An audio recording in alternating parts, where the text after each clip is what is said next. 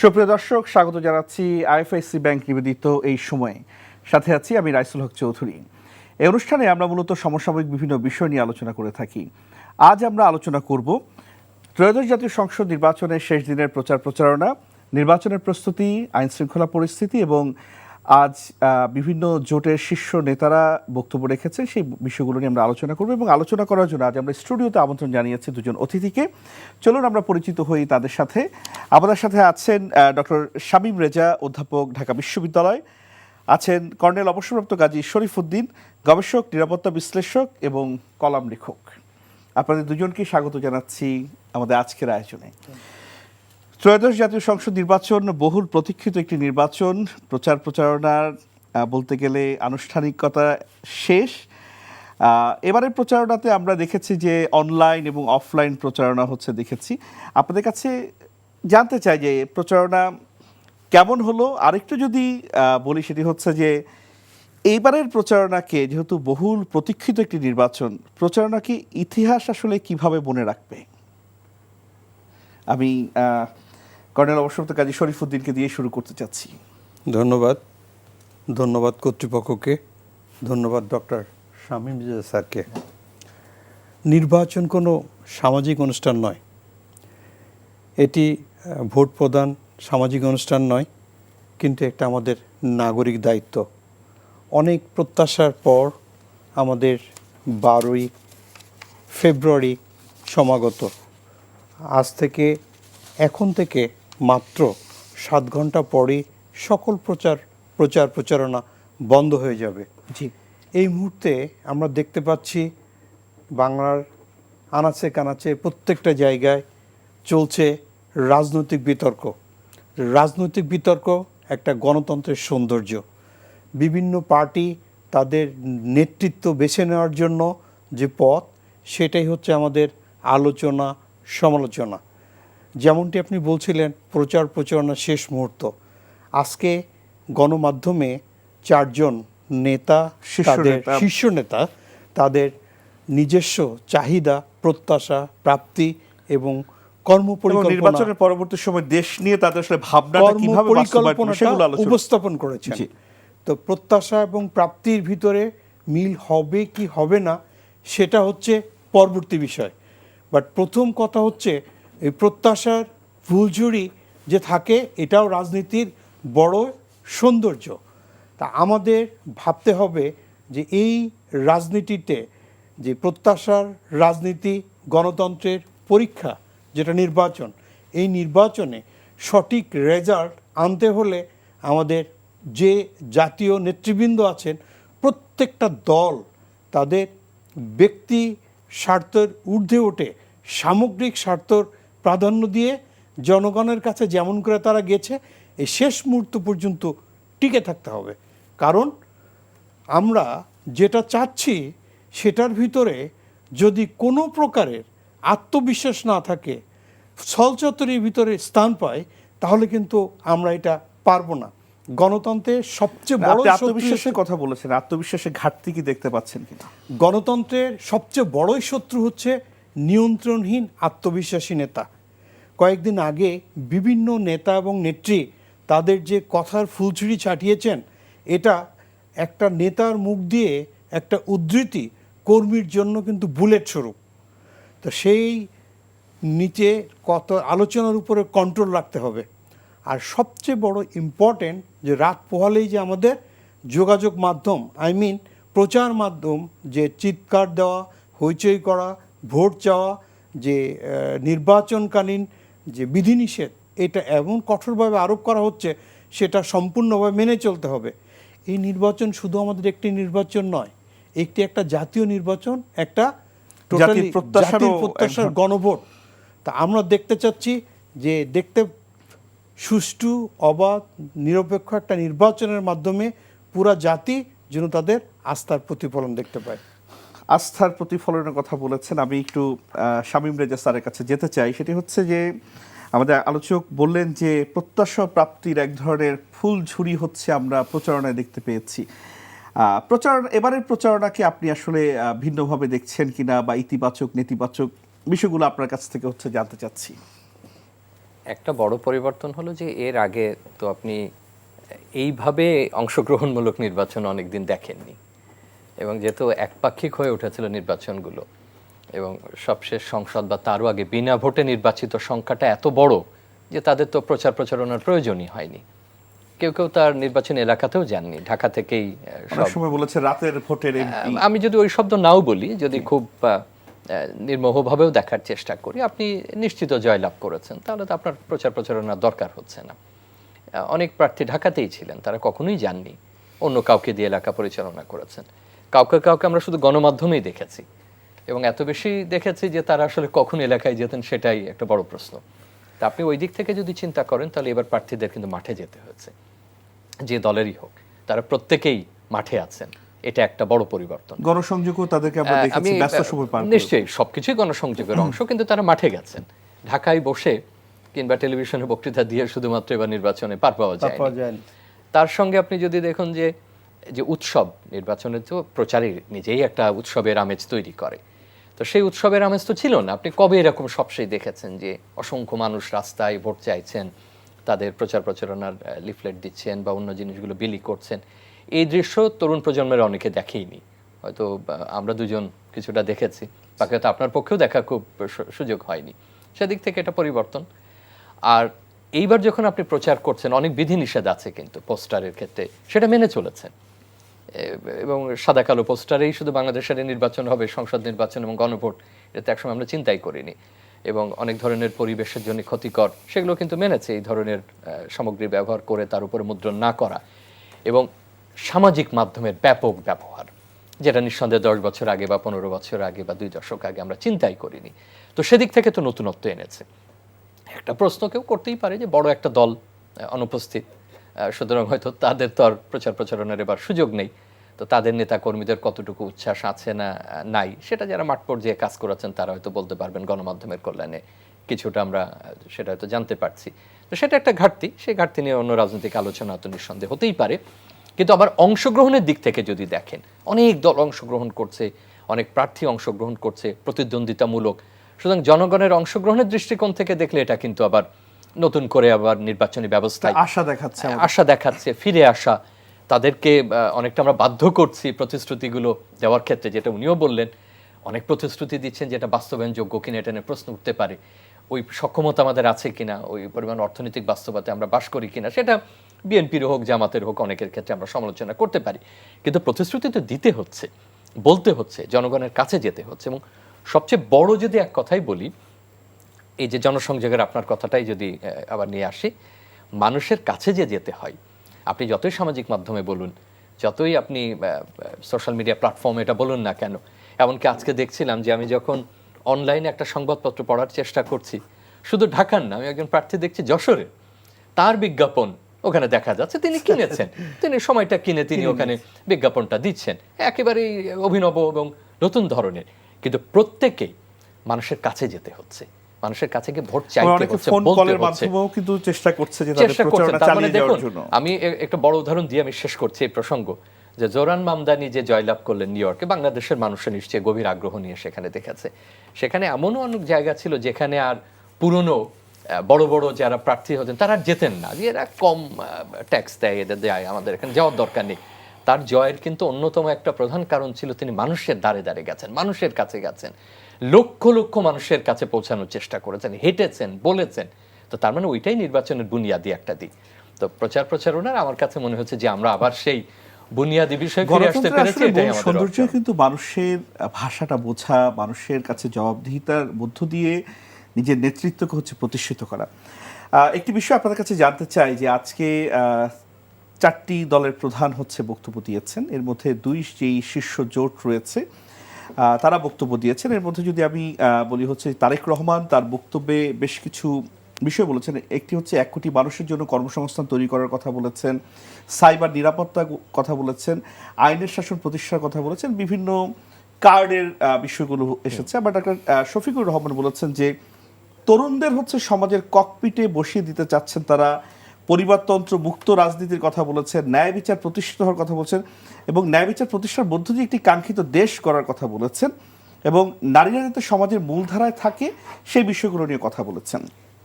আপনাদের কাছে আমি জানতে চাই যে এই যে প্রতিশ্রুতিগুলো তারা দিচ্ছেন, কর্মসংস্থান তৈরি করা, বাংলাদেশের বর্তমান অর্থনৈতিক প্রেক্ষাপটে এর বাস্তবায়ন করা সম্ভব কিনা আপনারা কি মনে করেন? আর হচ্ছে এই যে প্রত্যেকটি দল এতগুলো প্রতিশ্রুতি দিচ্ছে, এই কাজ আমরা জনগণের জন্য করব, অতীত আমরা শুনেছি এরকম এটা হবে ওটা হবে, এই প্রতিশ্রুতিগুলো কি আসলে ভোটারদেরকে আকৃষ্ট করতে যথেষ্ট? একটা হলো যে আমরা একটা ঘাটতি কিন্তু এবার লক্ষ্য করছি, আপনি খেয়াল করবেন, সেটা জনগণের কর্তৃত্বকে আমরা বোধহয় একটু ভুল বুঝছি। আপনি সরকার হ্যাঁ ভোটের পক্ষে গণভোটের জন্য প্রচার প্রচারণা করছেন, এ নিয়ে এখন আর সমালোচনা করে লাভ নেই। একটা পর্যায়ে এসে দাঁড়িয়েছে, নির্বাচনের বাকি আছে 2-3 দিন। আমরাও ঠিক করেছি যে আর সরকারকে এই কদিন সমালোচনা একটু কম করি, বরং নির্বাচন কমিশনকে এখন একটু বেশি মনোযোগের দিকে রাখি। তো দেখেন, এটার একটা বড়, আপনি যদি বলেন যে সমালোচনার দিক হলো যে আপনি জনগণের কর্তৃত্বকে কিন্তু অগ্রাহ্য করছেন। সে সিদ্ধান্ত কোনটা নেবে, আপনি তাকে বলছেন কেন কোনটা। ঠিক একই রকম ভাবে দুটো ভোট দিতে পারবে কিনা, কি করে যেতে হবে। আপনি বলছেন যে 4 কোটির মতো নতুন ভোটার, কিন্তু মোট ভোটার 12 কোটি, তাহলে 8 কোটি কি জানে না ভোট কি করে দিতে হয়? আমরা কি কখনোই ভোট দিইনি? আমরা যেসব দলগুলো তখন অংশগ্রহণ করেছে তারা কি জানে না মেয়র কি করে নির্বাচন করতে হয়, কাউন্সিলর কিভাবে নির্বাচন করতে হয়, সংরক্ষিত আসনে কিভাবে ভোট দিতে হয়? ঠিক আছে, ভোট সঠিকভাবে হয়নি, ভোট কিভাবে দিতে হয় সেটা তো আমরা জানি, কোনো না কোনো ভাবে। আমরা এমন ভাবে কথা বলা শুরু করেছি বিভিন্ন পক্ষ থেকে, মনে হচ্ছে আমরা কোনোদিন ভোটের কেন্দ্র দেখিনি, আমরা কোনোদিন ভোটের বাক্স দেখিনি, আমরা কোনোদিন ভোটের লাইন দেখিনি, ভোটে কিভাবে দাঁড়াতে হয় আমরা কোনো কিছু জানি না। এই প্রথম ইতিহাসে বোধহয় আমরা ভোট দিতে যাচ্ছি না। ব্যাপারটা এরকম না। ভোটের একটা কাহিনী থাকে, ভোটের একটা গল্প থাকে, সেটাও মানুষের মধ্যে চলমান থাকে। যিনি ভোট দেননি তিনিও যে একেবারে জানেন না তা না। অতএব মানুষের যে কর্তৃত্ব, জনগণের যে সক্ষমতা, জনগণ যে সক্রিয়, সেটাকে যেন আমরা ছোট করে না দেখি। এটা হলো আমার প্রথম বিষয়। যে আবার এটার আমি যে ইশতেহার দিচ্ছি, আমি যে বক্তৃতা দিচ্ছি, এমনটি ভাববার কোনো কারণ নেই যে জনগণ এতটাই বোকা, জনগণ এতটাই নিষ্ক্রিয় যে গণমাধ্যমে আমি তাকে যা বলি সেটাই সে শোনে, আমি যা বার্তা দিই এটাই সে শোনে। এটা ভুল। এটা যদি এখনো কেউ মনে করে থাকে তাহলে তিনি বোকার স্বর্গে বাস করেন। আপনার কাছে কি মনে হয়েছে যে যে নির্বাচন ইশতেহারগুলো দেওয়া হয়েছে সেগুলো ক্ষেত্রে এই ধরনের কোনো ইঙ্গিত বা চিত্র? এটা যদি সংক্ষেপে ভাবে বলি, ভাই হয়তো বলবেন, তারপরে বিএনপি দুই পক্ষের হয়তো বক্তৃতা যেটা তারা দিয়েছেন, যে ভাষণ দিয়েছেন, এটা নিয়ে কথা বলা যাবে। সেটা আমরা শুরুতেই বলেছি যে এইবার তারা যে প্রতিশ্রুতি দিয়েছেন ইশতেহারে, আমি যদি ইশতেহারের প্রসঙ্গে আসি, সে প্রতিশ্রুতিটা সব পক্ষের জন্য অনেক বড়। এখন আমরা বিএনপির আলোচনাটা এই কারণে বেশি করছি যে বিএনপি বড় দল এবং সে আগের সরকারে ছিল, বিরোধী দলে ছিল, সে জানে যে একটা রাষ্ট্রের সক্ষমতা কেমন, বাজেটে কত করা যাবে। এবং একই রকম জামাত সরাসরি সরকারে না থাকলেও সে জোটে ছিল, সেও জানে কিভাবে তার মন্ত্রিত্ব ছিল, সংসদে সে ছিল, সে বড় দল। বিষয় হলো যে এখন অর্থনীতি আসলে কি অবস্থায় আছে, এটা নতুন সরকার না আসা পর্যন্ত আপনি তার পূর্ণাঙ্গ চিত্র পাবেন না। হ্যাঁ, আমরা সরকারের উপর আস্থা রাখছি, সে বলতে ভালো অবস্থায় আছে। আপনাকে অনেক ঋণ শোধ করতে হবে, অনেক প্রকল্পের ব্যাপারে আপনার কঠোর সিদ্ধান্ত গ্রহণ করতে হবে, অনেক নতুন বিষয় আপনাকে বাস্তবায়ন করতে হবে। আপনার অর্থনীতির অনেক ক্ষেত্রে এই সরকার ভালো করে গেলেও নীতিগুলো বাস্তবায়নের অনেক ধরনের চ্যালেঞ্জ আছে। সবকিছু মিলে যেটা দিচ্ছে, এটা যদি আপনি অর্থমূল্য হিসাব করেন, অর্থের সক্ষমতাতে হিসাব করেন, এটা অনেক বড় একটা প্রকল্প। আবার বাস্তবায়ন যোগ্যতার চ্যালেঞ্জে যদি ভাবেন তাহলে তো নিঃসন্দেহে চ্যালেঞ্জ আছে। চ্যালেঞ্জিং। অনুষ্ঠানে করার মতো বিন্দুমাত্র সময় তারা আছে? এই যে এত সব প্রতিশ্রুতি দেওয়া হচ্ছে, এটা করা হবে ওটা করা হবে, এর আসলে বাস্তবায়ন এবং ভোটারদের আকৃষ্টের বিষয়ে শরীফুদ্দিন আপনার মতামত জানতে চাচ্ছি। ধন্যবাদ। যে কথাটা আমরা বারবারই জানি, শুনি, দেখি, যে রাজনীতি শেষ বলে কোনো কথা নেই। এক সময়ে আমাদের পরম বন্ধু এই বিএনপি এবং জামাত, আজকে তারা হাড্ডাহাড্ডি প্রতিদ্বন্দ্বী। তো সে কারণে রাজনীতি শেষ বলে কোনো কথা নেই। আবার ইলেকশন নির্বাচনের পূর্বে ইশতেহার বলে একটা যে কথা, যেটা বারবার আমরা বলছি, এত আলোচনা সমালোচনা হচ্ছে, সমগ্র বিশ্বব্যাপী রাজনৈতিক সংকট হচ্ছে প্রতিশ্রুতি ভুলে যাওয়া। এর একটা জ্বলন্ত উদাহরণ হচ্ছে, আমরা দেখতে পাচ্ছি যে ব্রিটিশ পররাষ্ট্রমন্ত্রী ডেভিড ওয়েন, উনি একটা বই লিখেছেন, বইটা এবং রিসার্চ করেছেন। উনি পররাষ্ট্রমন্ত্রী থাকা অবস্থায় আমেরিকা এবং ব্রিটেনের উপর ভিত্তি করে 100 বছর একটা রিসার্চ করেছেন, যেখানে আমেরিকান প্রেসিডেন্ট হচ্ছে টোটাল 18 জন এবং ব্রিটিশ প্রধানমন্ত্রী টোটাল 26 জনকে নিয়ে রিসার্চ করেছেন। এই বইটার নাম আছে হিউব্রিস সিনড্রোম। তো সেখানেও যেটা বারবার বলা হচ্ছে যে রাজনৈতিক প্রতিশ্রুতি ভুলে যাওয়া এটা একটা কালচার, বাট কালচার থেকে সবচেয়ে বড় হচ্ছে dangerous. If the work and work doesn't consulate that type of leader, how he will build our nation, then how we expect something good from him. Regarding this aspect, we have to be very serious. দেখুন, এটার সবচেয়ে বড় সত্য হচ্ছে যে American president Joe Biden নির্বাচনের আগে এমনি করে ইশতেহার দিয়েছিলেন। ইশতেহারে তার একটা কঠিন একটা শর্ত ছিল, আমি যদি নির্বাচনে জিততে পারি, আমার ছেলে একটা কেসের আসামি, হান্টার বাইডেন, তার উপরে কোনো দায়িত্ব আমি নিব না। কিন্তু উনি আমেরিকার প্রেসিডেন্ট হওয়ার পরপরই সর্বপ্রথম তাকে বেকসুর খালাস দিয়েছেন।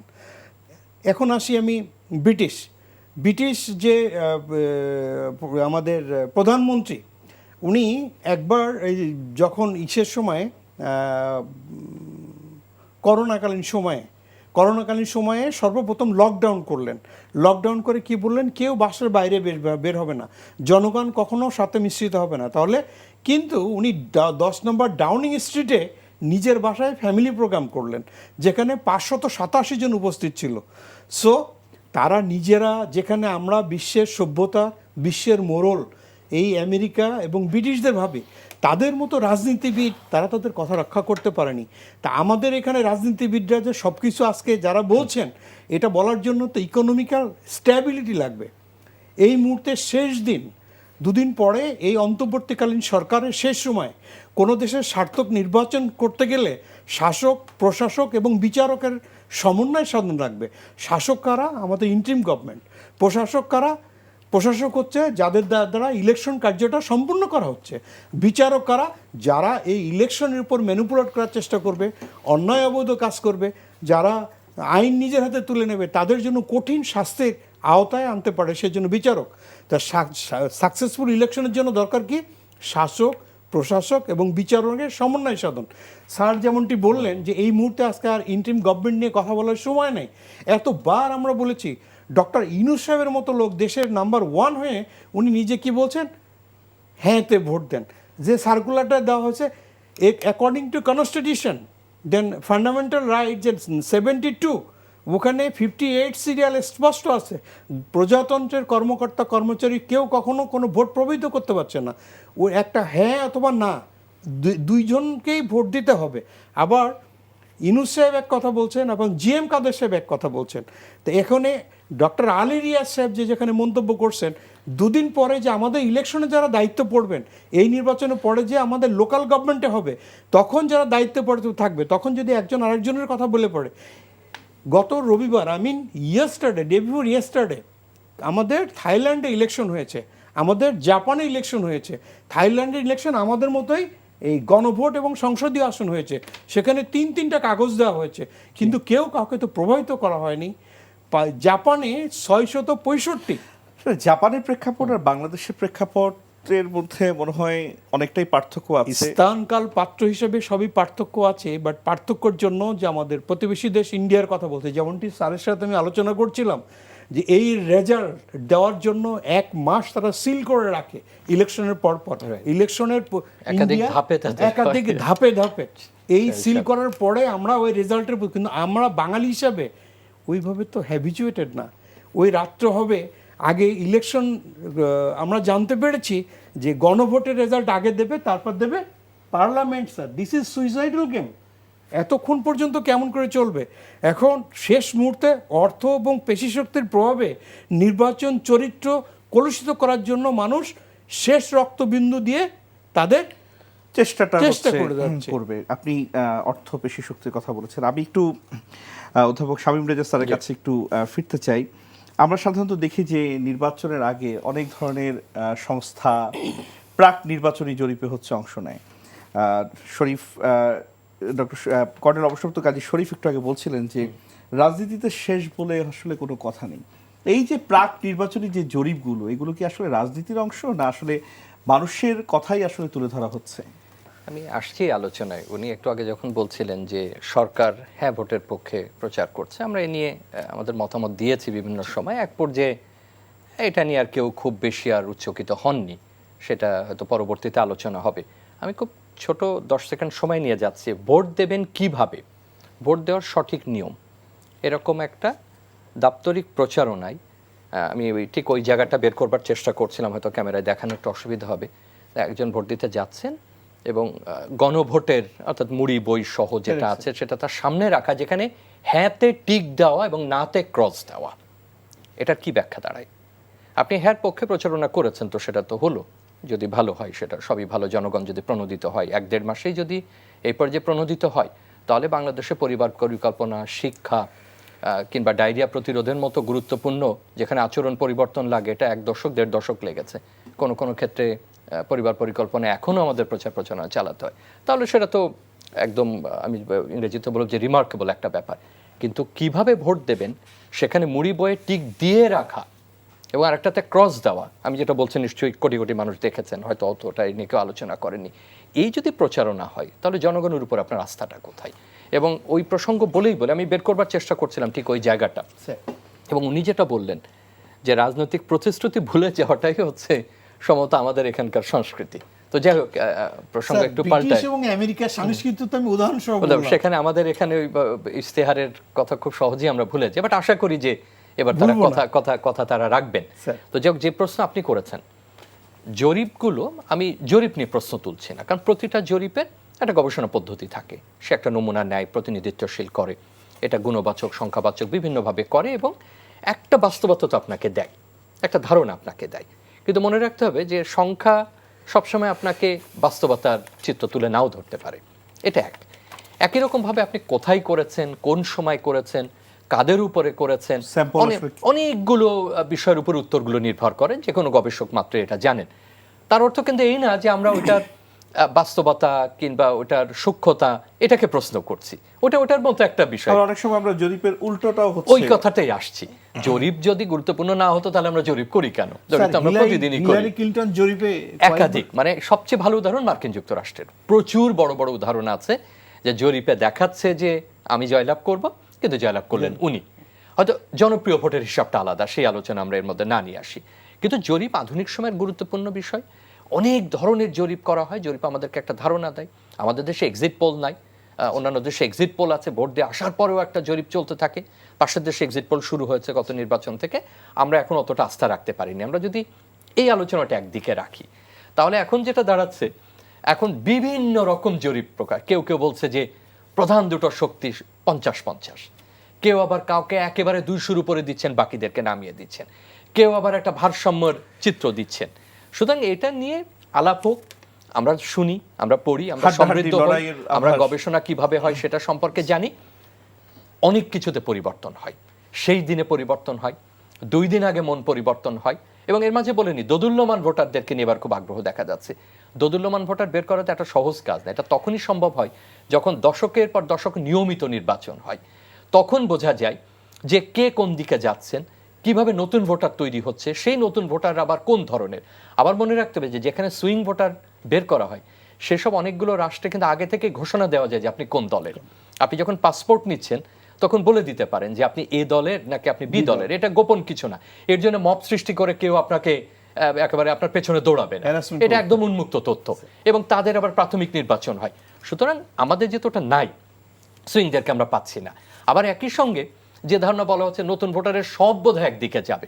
দেখুন, যদি 4 কোটি নতুন ভোটার হয় এবং তার মধ্যে আবার নবীন ভোটার হয়, নতুন আবার 2 রকম আছে, একবার প্রথমবার হচ্ছে না, আবার আগে ভোটার হয়েছেন, ভোট দিতে পারেননি, 35-40 বছর বয়স এমন মানুষ আছে। তারা দেখুন, তাদের মধ্যে বড় 2 দলের পরিবারের মানুষ আছে, ওই বড় 2 দলের আদর্শ উদ্বুদ্ধ মানুষ থাকতে পারে, নতুন ভোটার থাকতে পারে। আবার একবার ভোট দিতে যাবেন এমন লোকও থাকতে পারে যারা নির্বাচনে অংশগ্রহণ করছেন না, এমন পারিবারিক, সামাজিক, সাংস্কৃতিক আঙিনা থেকেও বা এই ধরনের নেপথ্যে যাদের আলাপ আলোচনা আছে, তারাও সেখান থেকে আসতে পারে। রাজনৈতিক সামাজিকীকরণ অন্যরকম, এটা শহরে একরকম, এটা গ্রামে একরকম। জেনজিদের কথা বলেছে, সবাই কি শহরে? গ্রামে আছে, মফস্বলে আছে, বিভিন্ন স্তরে, দেশের বাইরে আছে, দেশের বাইরে থেকে। আমি খুব দ্রুত বলবো, ফ্যাক্টরগুলো আমরা বরং স্পষ্টভাবে বলতে পারি যে তরুণটা একটা ফ্যাক্টর, সেটা শহরের কেন্দ্রে হোক, সেটা গ্রামে হোক, মফস্বলে হোক, এমনকি প্রবাস থেকে যে ভোটগুলো আসছে। প্রবাস ভোট কিন্তু এবার খুব গুরুত্বপূর্ণ, প্রবাসীরা যে ভোটটা দিচ্ছে, হ্যাঁ পোস্টাল ব্যালট। কারণ এমন যদি দেখা যায় যে 5,000-10,000 জনের ব্যবধান হচ্ছে, সেখানে তো পোস্টাল ব্যালট অত্যন্ত গুরুত্বপূর্ণ। অতএব তারা একটা গুরুত্বপূর্ণ বিষয়, ফ্যাক্টর। নারীরা গুরুত্বপূর্ণ একটা ফ্যাক্টর, যে নারীরা কি পরিমাণে ভোট দিতে যাবেন, কি পরিমাণে তারা অংশগ্রহণ করবেন। ধরুন একটা বড় দল অংশ নিচ্ছে না, কিন্তু তার সমর্থকরা তো আছে, তাকে ভোট দিতে চায়, এরকম তো কোটি কোটি আছে। সো তারা আবার কোন দিকে যাবেন সেটা একটা বিষয় কাজ করে। ওই দিন কি পরিমাণে মানুষ আইনের, আপনি যদি বলেন নিরাপত্তার প্রতি আস্থা রাখবেন, আমি মন স্থির করেছিলাম কিন্তু গেলাম না, আবার যেতে চেয়েছিলাম কিন্তু যাওয়া হলো না, এরকমও ঘটতে পারে।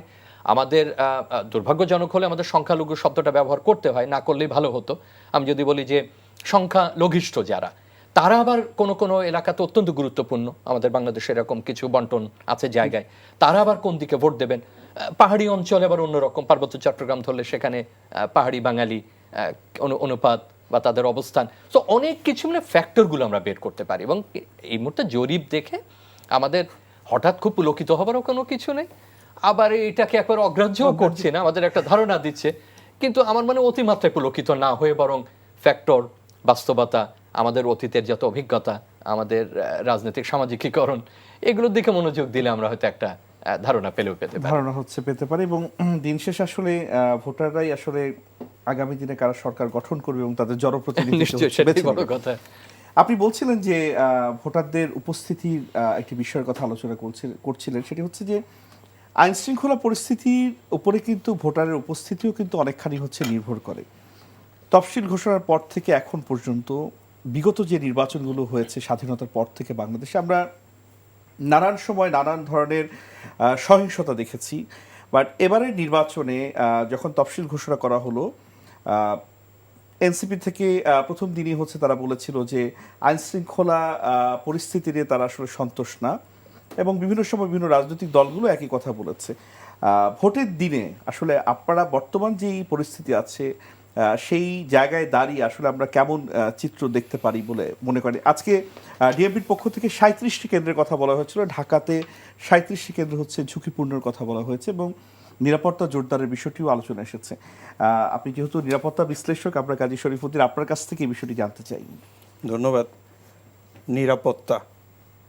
নিরাপত্তা কোনো ছেলে খেলা না। একটা রাজনৈতিক সুষ্ঠু সমাধানের, একটা গণতন্ত্রের প্রকৃত রেজাল্ট উদ্ধার করার জন্য নিরাপত্তার কোনো বিকল্প নাই। লেভেল প্লেইং ফিল্ড এস্টাবলিশ করার জন্য নিরাপত্তার কোনো বিকল্প নাই। সুষ্ঠু নিরপেক্ষ নির্বাচনের জন্য নিরাপত্তার কোনো বিকল্প নাই। বাট এই নিরাপত্তার ক্ষেত্রে আমি যে জিনিসটা দেখতে পাচ্ছি, সমন্বয়হীনতার অভাব। দেশপ্রেমিক সেনাবাহিনী, মাত্র 30,000 সৈনিক, দিন রাত 24 ঘন্টা, যারা তাদের নিজস্ব পূজা পার্বণ, অতিথি সেবা, জীবনযাত্রা বাকি রেখে ছেলে মেয়েদের লেখাপড়ার প্রতি দৃষ্টি না দিয়ে শুধুমাত্র দেশ মাতৃকায় দেশ সেবায় আত্মদানের জন্য যে তারা মাঠে পড়ে আছে, সে কারণে কিন্তু এখনও দেশ সঠিকভাবে সামনের দিকে আগাচ্ছে। আমরা জানি পুলিশ বাহিনী টোটাল ট্রমাটিক ইনজুরিতে ঘুরে আছে। এই সুষ্ঠু নির্বাচনের জন্য জেনারেল ওয়াকার প্রতিটা নগরে, বন্দরে, শহরে, দেশে এবং বিদেশে গিয়ে একটা কথাই বলছে, সেনাবাহিনীর নিরপেক্ষতা এবং কোনো প্রকারে কোনো দলের পক্ষে যেন প্রভাবিত হতে না পারে। দেখুন, এই দেশপ্রেমিক সেনাবাহিনী কখন আসে? যখন সাধারণ জনগণের হাতের বাইরে চলে যায় কর্তৃত্ব, নেতৃত্ব, ব্যক্তিত্ব ধরাছোঁয়ার বাইরে, তখন আসে সেনাবাহিনী, এবং তখন সেই জন্য তাদেরকে বলা হয় দেশপ্রেমিক।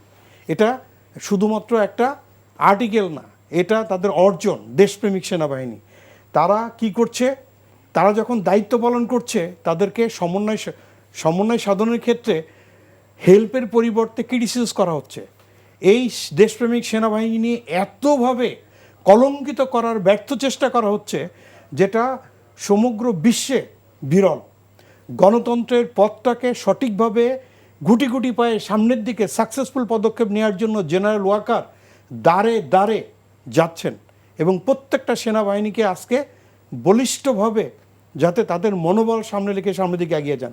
আর একটা কথা, আজকে আনসারের প্রধান জেনারেল সাজ্জাদ আনসারদের উদ্দেশ্যে স্পষ্ট 2 হাত উঁচু করে বলেছেন, যদি কোনো ভোট বাক্স সামনের দিকে যায়, আগে তোমার ডেড বডির উপর দিয়ে যাবে, তোমার সামনে যেন না যায়। তো he is also a general Sajjad, উনি মহাপরিচালক বাংলাদেশ আনসার বিডিপির। তা বাংলাদেশে যে সিকিউরিটি টিমগুলো আছে প্রায় 9 লক্ষের উপরে, তার অন্যতম দাবিদার 5 লক্ষের উপর হচ্ছে আনসার। তো এই তাদের অবদানটাকে আমাদের সঠিকভাবে স্বীকার করতে হবে, তাদেরকে সঠিকভাবে কাজ করার সুযোগ দিতে হবে।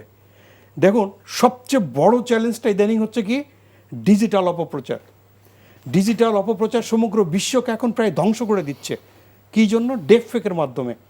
2018 সালে, স্যার খুব ভালো জানেন জিনিসটা, তামিলনাড়ুর প্রয়াত নেতা করুণানিধি, যিনি মারা গেছেন 2018 সালে, 2024 সালে তার ছেলে যখন ইলেকশন করছিল, এআইয়ের মাধ্যমে ওই ছেলের পক্ষে বক্তৃতা দিয়েছে। বক্তৃতা দিয়ে সমগ্র জাতির সামনে একজন মৃত লোককে স্টেজে উঠায় তার ছেলের পক্ষে বক্তৃতা দেওয়া, এটা আমি বলতে চাই ইন্টারনেটের অন্ধগলিতে জন্ম। এই যে এআই, এটা আমাদের ইলেকশনকে কলুষিত করতে পারে। এই এআই এর বিষয়ে কিন্তু শাস্তিযোগ্য অপরাধের মধ্যেই কিন্তু এনেছে এবং আর্থিক জরিমানা এবং কারাদণ্ডের বিধানটিও রেখেছে। এই বিষয়গুলো নির্ধারণের ক্ষেত্রে বা এই ধরনের শাস্তি নিশ্চিতের ক্ষেত্রে এখন পর্যন্ত অনেকগুলো ঘটনা ঘটেছে। নির্বাচন কমিশন কি আসলে সেই মানে সীমাবদ্ধতা আছে কিনা বা তাদের সেই সক্ষমতা আছে কিনা? দেখুন, ইলেকশন চলাকালীন সময়ে দেশের সর্বময় ক্ষমতার অধিকারী চিফ ইলেকশন কমিশনার, আর শাসক হিসাবে এই চিফ ইলেকশন কমিশনারকে সার্বিক সহযোগিতা করার দায়িত্ব হচ্ছে ইন্টারিম গভর্নমেন্ট, আজকে ডক্টর ইউনূস সরকার। তা এই মুহূর্তে সার্বিক সহযোগিতা দেওয়ার পরিবর্তে যদি আজকে 1917টা স্কুলকে এমপিও করার জন্য টাকা বাজেট করে, 90 জন প্রাইমারি স্কুলের টিচারকে অর্থের বিনিময়ে এক জায়গা থেকে আরেক জায়গায় পোস্টিং করে, শেষ মুহূর্তে হরিলুটের মতো কাজগুলো করে, তাহলে প্রিভিয়াস সরকারগুলোর আমরা এত ক্রিটিসাইজ করছি কী জন্য? এই মুহূর্তে তারা পাসপোর্ট জমা দেওয়ার জন্য পাগল হয়ে গেছেন। উপদেষ্টারা পাসপোর্ট অফিসে গিয়ে পাসপোর্ট জমা দিতে যাচ্ছেন কেন? যদি উনি সঠিক কাজ করে থাকেন, ভালো কাজ করে থাকেন, তাহলে উনি পাসপোর্ট জমা দেওয়ার জন্য তো ব্যস্ত হচ্ছেন কেন? এই সব কিছুর প্রভাব কিন্তু ইলেকশনের উপর পড়বে। আর যে এআই ইফেক্ট, এটা কিন্তু এখন থেকে শুরু। এই মুহূর্তে আর রাজপথে চিল্লাবে না, অনলাইনের মাধ্যমে যাবে। তো ডেপ ফ্যাক্ট বুঝতে ওঠার আগে, যেমন একটা ডিফেক্ট বেরিয়েছে স্যার, ইলেকশন বঞ্চল করা হয়েছে, আপনি দেখেছেন কেন? I have seen. So this is deep fake. এর আগেও তো অনেকগুলো চিহ্নিত করা গেছে। এইগুলো চিহ্নিত করার জন্য বলিষ্ঠ ভূমিকা পালন করছে দেশপ্রেমিক সেনাবাহিনী। তাদেরকে ক্রেডিবিলিটি, এই ক্রেডিট দিতে হবে, তাহলে সঠিক নির্বাচন সম্ভব। ডক্টর শামীম রেজা, আপনার কাছ থেকে জানতে চাই যে কাজী শরীফুদ্দীন বলছিলেন যে নির্বাচন কমিশন বুঝতে আসলে দেরি করছে অনেক ক্ষেত্রে। আমরা দেখেছি যে নির্বাচনের কেন্দ্রে 400 গজের ভিতরে মোবাইল ফোন ব্যবহারের বিষয়ে একটি প্রজ্ঞাপন জারি করা হয়েছিল। পরবর্তীতে সামাজিক যোগাযোগ মাধ্যম এবং বিভিন্ন গণমাধ্যমের সমালোচনার পর সেটি আবার বাতিল করা হলো। এই বিষয়টিকে আপনি গণমাধ্যমে আপনি পড়াচ্ছেন, এই বিষয়গুলোকে, সেটাকে আপনি কিভাবে দেখছেন আসলে? দেখুন, নির্বাচন কমিশন তো নির্বাচনের আগে সাংঘাতিকভাবে আলোর নিচে থাকেন, মানে তার সামান্য ভুল ত্রুটি আমরা আর ক্ষমাযোগ্য বলে আমরা মনে করি না। এই যে উনি যে ডিজিটাল অপপ্রচারের কথা বললেন, ডিপফেকের কথা বললেন, কিংবা কৃত্রিম বুদ্ধিমত্তা ব্যবহার করে আমাদেরকে বিভ্রান্ত করার, আমাদের সঙ্গে যখন নির্বাচন কমিশন সংলাপ করেছিলেন, সেটা কিন্তু বেশ অনেক আগে, আমরা তখনই উল্লেখ করেছিলাম, সুপারিশের মতো বলেছিলাম। সো বিশিষ্ট নাগরিকরা, শিক্ষাবিদরা, পরে সাংবাদিকরা, যত পক্ষই গেছেন, প্রত্যেকে নির্বাচন কমিশনকে এটার কথা বলেছেন। তারা এটা আচরণবিধিতেও যুক্ত করেছেন। এখন বাস্তবতা হলো যে আমাদের ওই পরিমাণ প্রযুক্তিগত সক্ষমতা নাই যে আমরা হঠাৎ করে কিছু করতে পারবো, এবং একই সঙ্গে এই টেক জায়ান্টের অফিসগুলো বাংলাদেশে নাই, বা যারা এই প্ল্যাটফর্মসগুলো, যে সমস্ত বৈশ্বিক প্রতিষ্ঠানগুলো আছে, সেটা হলে হতো কি আমরা তাৎক্ষণিকভাবে তাদের সঙ্গে যোগাযোগ করতে পারতাম, এবং সবচেয়ে বড় কথা একটা চুক্তি থাকতো। সেই চুক্তি তো আমাদের সঙ্গে ওইভাবে নাই। যেটা আপনি আমরা যেটা ফেসবুক সবচেয়ে বেশি ব্যবহার করি, সেটাও বেশ জটিল। আমরা ওই আলোচনা এখানে না নিয়ে আসি যে আগে কিভাবে করতাম। এখন বিটিআরসি ওই তাৎক্ষণিক একটা বিষয় ঘটলো, সেটা নজরদারিতে এনে যেভাবে নির্বাচন কমিশন বলছেন, ব্যাপারটা তো এত সহজ না। আপনি একটা জায়গায় ঘটছে বা এখানে লক্ষ লক্ষ একটা প্রবাহের মতো, সেটাকে চিহ্নিত করা, তারপর সেটার ব্যাপারে জানানো, বিটিআরসি এটার ব্যবস্থা করবে, আবার ওদের সঙ্গে, এটা একটা বেশ লম্বা প্রক্রিয়া। এখন আমাদের সক্ষমতা নাই এটা আমি বলবো না, যতটুকু কারিগরি সক্ষমতা আছে সেটা ব্যবহার করা। কিন্তু আপনি যে প্রসঙ্গে আসছিলেন সেটা আকর্ষণীয়। এই কারণে আকর্ষণীয় বলছি যে মোবাইল নিয়ে আলোচনা নতুন না, এর আগেও ওই অসম্পূর্ণ নির্বাচনের ক্ষেত্রেও কিন্তু মোবাইল নিয়ে কথা উঠেছিল, এবং এই সাংবাদিকদের সঙ্গে একটা দ্বন্দ্ব, নাগরিক সমাজ এটা নিয়ে উষ্মা প্রকাশ করছে, গণমাধ্যম করছে। তাহলে আবার কেন সেটা করতে হলো? আপনার সঙ্গে তো প্রতিনিয়ত আলোচনা হচ্ছে, নির্বাচন কমিশন সংলাপে ডেকেছে, সাংবাদিকদের সঙ্গে প্রতিদিন তাদের যোগাযোগ হচ্ছে, প্রতিষ্ঠানগুলো আছে, প্রত্যেকে আমরা প্রতিদিন বলছি যে কোনো সহযোগিতা লাগলে আমরা স্বেচ্ছাসেবী হিসেবে তাদেরকে সহযোগিতা করতে রাজি আছি। তো এরকম একটা বাস্তবায়নযোগ্য না এই যুগে আস্থাহীনতা তৈরি এবং হওয়ার কথা। একটা হলো দেখেন, আমি একটা জায়গায় একটা আমার শুধু পর্যবেক্ষণ আছে যে গোপন কক্ষে অনেক সময় যেটা হয়, একটা মোবাইল নিয়ে ছবি তুলে একটা দেখানোর প্রচেষ্টা থাকতে পারে যে আমি তো সাজ্জাদ ভাইকে ভোট দিয়েছি, সেটা নিঃসন্দেহে গ্রহণযোগ্য না। বা আমার ব্যক্তিগত মতামত, আমি যে একটা ভোট দিচ্ছি আপনি কেন ছবি তুলবেন, এরকম একটা ঝুঁকি মোবাইল নিয়ে গেলে থাকে। এবং আমরা পরীক্ষার হলে মোবাইল নিই না, আমরা একটা সাক্ষাৎকারে নিই না, একটা চাকরি ক্ষেত্রে আমরা নিই না, গুরুত্বপূর্ণ তো জায়গাতে আপনি এখানে যে অনুষ্ঠানটা করতে আমাদের মোবাইলটা বন্ধ রাখতে হচ্ছে, সেটুকু আমরা বুঝি। কিন্তু সাংবাদিককে যদি মোবাইল না নিতে দেন, কর্মকর্তাকে যদি মোবাইল না নিতে দেন, দায়িত্ব পালন করছে যারা তাদেরকে মোবাইল না নিতে দেন, একই সঙ্গে মনে রাখতে হবে এটা মোবাইল যুগ। যে নারী আসছেন বাড়ি থেকে, তার যোগাযোগের জন্য মোবাইলটা প্রয়োজন পড়ছে। ভাই 30 বছর আগে কি করতাম সেটা তো 30 বছর আগের হিসাব। যে ব্যক্তি ব্যবসাটা রেখে, দোকানটা রেখে আসছেন, তার জন্য মোবাইলটা রাখা প্রয়োজন। সুতরাং আপনি বলতে পারতেন যে এই জায়গার পরে হলে আপনি মোবাইলটা বন্ধ রাখবেন ভোটারের ক্ষেত্রে, যে আপনি কোনো ছবি তুলবেন না, অন্য কারোর ব্যাপারে আপনি হস্তক্ষেপ করবেন না, অন্যরাও আমার ছবি তুলবে না, সেটার একটা নির্দিষ্ট বিধিনিষেধ থাকতে পারতো। কিন্তু একেবারে সাংবাদিককে, ওটাই তো তার একটা বড় এখন ছবি তোলার ক্ষেত্রে বলেন, প্রচুর সাংবাদিক বড় ক্যামেরার বিকল্প হিসাবেও কিন্তু এখন মোবাইলের উপর নির্ভরশীল।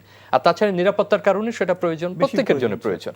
আমার কাছে মনে হয় যে ওনাদের এইভাবে হঠাৎ করে করাটা ঠিক হয়নি। এটা করে কি হলো, একটা বিরাট প্রতিবাদের মধ্যে পড়লেন, প্রত্যেকে আমরা প্রতিবাদ জানলাম, একটা আবার ওই আস্থা অনাস্থার একটা দোলা চলে যে আপনি শেষ মুহূর্তে 2 দিন বাকি, এখন কেন আপনি এই ধরনের সিদ্ধান্ত নিচ্ছেন। এটা তারা যেহেতু প্রত্যাহার করেছেন, বুঝতে পেরেছেন, একটা ভুল বোঝাবুঝি শব্দটা যদি বলি আমরা একটু না হয় ক্ষমাই করে দিই, কিন্তু মাঝপথে কি হলো, আমাদের প্রচুর সময় ব্যয় করতে হলো, বিবৃতি দিতে হলো। একটু যদি নিরাপত্তার কথাটা 1 মিনিটে বলি ওনার সঙ্গে যোগ করে, যে এই মুহূর্তে সবচেয়ে আলোচিত চরিত্র হচ্ছে নিরাপত্তা। মানে নিরাপত্তা যদি একটা ছবি আঁকা যেত তাহলে শিশুরা সুপারম্যানের ছবি আঁকতো, যে সে করতে পারেন এমন কোনো কাজ নেই। কিন্তু এটা তো সুপারম্যানের কাজ না, এটা একটা পদ্ধতির কাজ। এবং যে পরিমাণে আমরা লোকবল নিয়োগ করেছে, যৌথ বাহিনী বলি, পুলিশ বলি, আনসার বিডিপি বলি বা আরও অন্যান্য ক্ষেত্রে, সেটা আসলে প্রয়োজনই হয় না। কেন লাগবে? কিন্তু আমার কাছে মনে হয় যে যদি জন উপস্থিতি যথেষ্ট হয়, ভোটার উপস্থিতি, যেভাবে আমরা 90-এর পরে দেখেছি বিভিন্ন নির্বাচনের ক্ষেত্রে, কোনো কিছুর প্রয়োজন হবে না। যৌথ বাহিনী থাকবে, প্রয়োজন হলে তারা কিছু করবেন। এবং রাজনৈতিক দলগুলোর মধ্যে যদি আর দ্বন্দ্ব না হয়, বিদ্রোহী বনাম অমুক, নিজেদের মধ্যে মারামারি, তাহলে আপনি দেখবেন যে আমরা যে বিপুল আয়োজন করছি, এই আয়োজনের হয়তো প্রয়োজনই হবে না। এবং প্রশাসনের যদি কোনো হস্তক্ষেপ না থাকে, শূন্য হস্তক্ষেপ, নিরপেক্ষ, আপনি ভাই হ্যাঁ ভোটের জন্য প্রচারণা করেছেন, ভালো কথা, ওই পর্যন্তই। এবং সবশেষে হচ্ছে যে কোনো যদি কৌশল না করা হয়, আর ডিজিটাল অপপ্রচার তো আমরা বারবারই সচেতন থাকার কথা বলছি, এই ব্যাপারগুলো যদি নিয়ন্ত্রণে থাকে এবং ওই বিষয়গুলো না ঘটে, তাহলে আমার কাছে মনে হয় যে নিরাপত্তা নিয়ে আমরা যে ভয় পাচ্ছি বা উদ্বেগ তো থাকবেই আমাদের, তো নিশ্চয়ই সেটা পুরনো যেত ঘটনা, অথবা এই মেঘ দেখলেই, তাই না, আমরা ভয় পাই যে ভাই আবার না জানি কি ঘটতে যাচ্ছে।